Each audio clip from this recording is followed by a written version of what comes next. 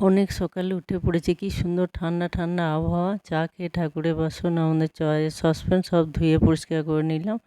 এরপর সবজিগুলো কুটে ধুয়ে রেডি করে রেখে দিলাম। এখানে আছে কুমড়ো আর তরমুজের বীজ, এগুলো ধুয়ে শুকাতে দিয়েছি, গাছ বসাবো। গাছ বসাতে খুব ভালো লাগে, আর অনেক দিন মোছা হয়নি, সব ধুলো জমে আছে। দরজাগুলো একটু মুছে পরিষ্কার করে নিলাম, মাঝে মাঝে মুছলে বেশ ভালো লাগে, পরিষ্কার পরিচ্ছন্ন। আর আমাদের যারা বাড়িতে থাকি, সেই বাড়ির মেয়েদের বেশিরভাগই একই টাইপের কাজ, সারাদিন এইসব টুকটাক চলতেই থাকে। তারপর স্নান সেরে পুজোটা করে নিলাম। এটা যতক্ষণ না হয় মনে হয় কেমন যেন ফাঁকা ফাঁকা, আর কোনো কাজ ঠিক মতো শুরু করতে পারি না। ঠাকুরকে জল দিয়ে একটু, তারপর আমরা মুড়ি পর্বটা সেরে নেব। এবার মুড়ি পর্বটা সারার পর বাগানে গাছে এক কান্দি কলা পুরো একসাথে পেকে গিয়েছে। এটা একটু যত্ন করে না রাখলে নষ্ট হয়ে যায়, একদম শেষ অবধি পচে যাবে। এগুলো একটু রেখে খাওয়া যায়, আর আমাদের পাশে যারা আপনজন আছে তাদেরও দেয়া হয়, বেশ ভালো লাগে, অনেক দিন খাওয়া হয়। দেখো এগুলো আমরা কিভাবে ফ্রিজে রাখি, আর ফ্রিজের বাইরে কেমন করে রাখি সেটাও দেখাবো। এই টুকরোগুলো কেটে এতে কাটা অংশতে একটু পেপার মুড়ে, তার উপরে একটা নরম সুতির কাপড় জড়িয়ে সব একটা একটা করে সুন্দর করে জড়িয়ে রেখে দিই। এটা তোমার 15-20 দিন ভালো থাকে, তারও বেশি। খাওয়ার আগে একটা থড়ি করে বের করে নিয়ে কিছুক্ষণ বাইরে রাখলে খুব সুন্দর থাকে ওগুলো। এমন কিছু পরিশ্রম নয়, কিন্তু একটু যত্ন নিয়ে রাখলে একটাও নষ্ট হয় না, খুব সুন্দর থাকে। আর বাড়ির গাছের জিনিস তো সবাইকে একটু দিয়ে খেলে খুব ভাল লাগে। এ পাকা কলা আমাদের অনেক ধরে, এর আগে পুরো 3 কান্দি ধরেছিল, কিন্তু এগুলো একটাও বিক্রি করি না, সব ধারে পাশে সবাইকে দিই। তারপর আমরা নিজেরা খাই অনেক দিন রেখে রেখে।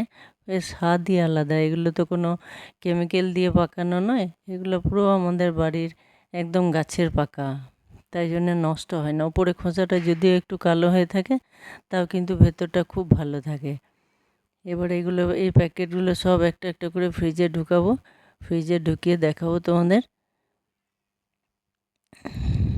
এগুলো দেওয়ার জন্য রেখেছি, সব ধারে পাশে যারা থাকে তাদেরও তো একটু করে দিতে হয়। দেখো এগুলো একটু করে রেখে দেবো। এর ওপরে যদি একদম হালকা জায়গায় রাখতে হবে, এর ওপরে কোনো কিছু চাপা থাকলে হবে না।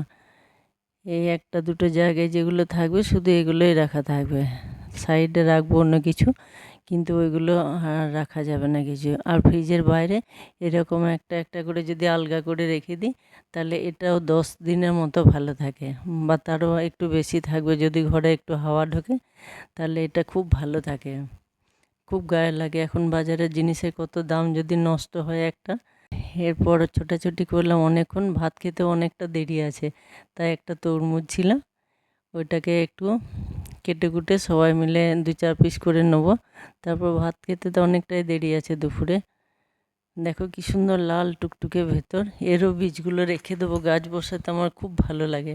এই তরমুজগুলো কেটে নিলাম, আর এই যে সাদা অংশ, এর খোসাগুলো কেটে বাদ দিয়ে ছোট ছোট ভেতরে সাদা অংশটা দিয়ে খুব সুন্দর টুটি ফুটি বানানো যায়। এটা দেখতে চাইলে জানিও, আরেকদিন দেখাবো। দেখো একদম লাল টুকটুকে, দেখে মনে হচ্ছে যে খুব সুন্দর মিষ্টি হবে এটা। ঠান্ডা তো ফ্রিজে ছিল, বেশ 2-4 পিস করে খেলে মনে হবে পেট মন দুটোই ঠান্ডা হয়ে গেল। এখন আবহাওয়াটা প্রচণ্ড গরম। টুটি ফুটি বানানোটা তোমাদের আরেকদিন দেখাবো। বাজারে কেনার থেকে বাড়িতে যদি বানিয়ে নেওয়া হয় অনেকটা হয়। আর কাজে ফাঁকে ফাঁকে চলছে রান্না, সব প্রচণ্ড গরম, সবাই বলছে যে কদিন হালকা পাতলা খেয়ে ভালো লাগছে না, তাই একটু আজকে মাংসর প্রোগ্রাম হয়েছে। বাড়িতে সবাই তো মাংস খায় না, কিছু নিরামিষ আর কিছু আমিষ, তাই জন্য সবজিটাও আছে, অনেক কিছু করতে হলো।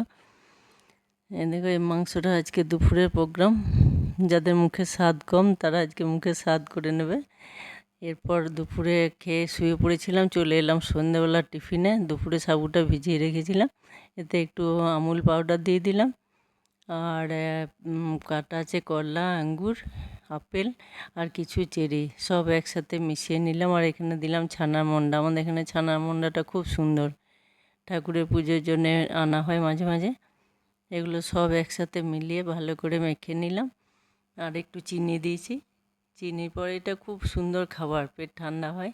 আর প্রথমেই এটাকে তুলে নেবো আমরা। দাঁড়াও, মাখাটা আর একটু বাকি আছে, বেশ ভালো করে না মাখলে টেস্টি হয় না। আমি যে বাটিটাতে তুলে রাখছি এটা কার জন্য বলবো। একদম প্রথম এটাতে সুন্দর করে সাজিয়ে একটা তুলসী পাতা দিয়ে দিলে গোপালের ভোগ হবে। এরপর বাকি বাটিগুলো সাজিয়ে নেব। আর এই যে মিষ্টি সাবু মাখা, আর তার সঙ্গে একটু ছোলা আর আলু সেদ্ধ করে বিট নুন দেওয়া আছে। মিষ্টির পরে নোনতাটা গোপালের খুব সুন্দর লাগবে।